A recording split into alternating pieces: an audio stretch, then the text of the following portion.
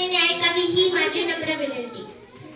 राजमाता जिजाऊ यांचा जन्म 12 जानेवारी 1598 रोजी बुलढाणा जिल्ह्यातील सिंदखेड येथे झाला. त्यांच्या पतीचे नाव शहाजीराजे भोसले होते.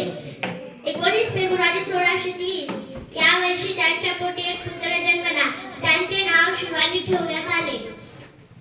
छत्रपती शिवाजी यांच्या मातोश्री म्हणजे वीर माता जिजाबाई. त्यांनी शुभांना रामायण व महाभारत यातील शौर्य व पराक्रमी पुरुषांच्या गोष्टी सांगून संस्कार केले. राजमाता जिजाऊ ह्या काही सामान्य स्त्री नव्हत्या. त्या लखुजीराव जाधवांसारख्या बल्याळ सरदारांची कन्या आणि शहाजी राजांसारख्या पराक्रमी पुरुषांची पत्नी होत्या. जिजाबाई स्वाभिमानी व स्वातंत्र्यप्रिय होत्या. निजामशहाने बळदरबाला त्यांच्या पिताची हत्या केली. त्यांचे दुःख त्यांनी पचवले. त्यांनी निश्चय केला की त्यांचा शुभा आता परक्याची चाकरी करणार नाही. तो स्वतः आपले राज्य म्हणजे स्वराज्य निर्माण करी. या विचाराने त्या शुभाला घडवत होत्या.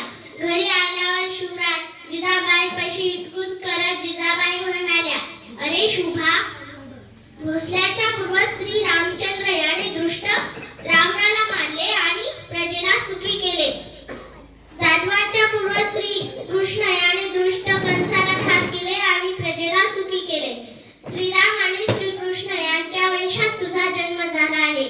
तू सुद्धा दुष्टांचा संहार करू शकशील. तू सुद्धा गरीब लोकांना खूप सुखी करू शकशील. तू सुद्धा गरीब लोकांना खूप सुखी करू शकशील. आईच्या या उपदेशाने शिवरायांना हुरूप आले.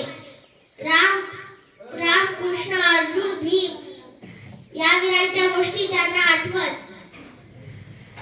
हे वीर जसे अन्यायासाठी लढले तसे आपण लढावे. हे वीर ह्या वीरांनी जसे दुष्टांचा नाश केला तसा आपण करावा. त्यांनी प्रजेला सुखी केले तसे आपण करावे, असे शुभांना सतत वाटू लागले. एवढे बोलून मी माझे 2 शब्द संपविते. जय जिजाऊ, जय शिवराय.